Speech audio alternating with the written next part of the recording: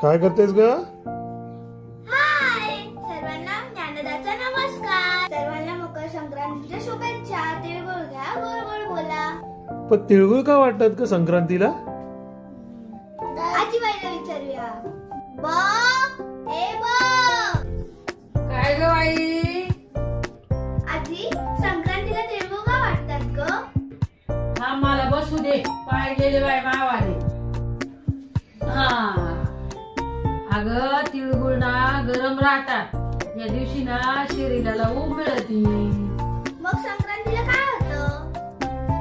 संक्रांतीला दिवस मोठा व्हायला सुरुवात होती आणि शेतकऱ्याचे पिकं निघतात.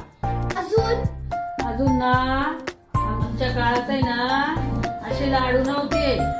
आम्ही एवढी वाटी तिळ घ्यायचो, गुळ कालवायचो, लोकायला वाटायचो.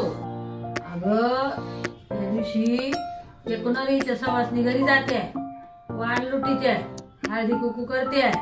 एकोणारीला तिळगुळ देऊन म्हणते तिळगुळ घ्या, गोड गोड बोला.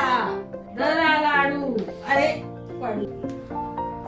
अगं बाई माहिती सांडू नको, मायाशी भांडू नको.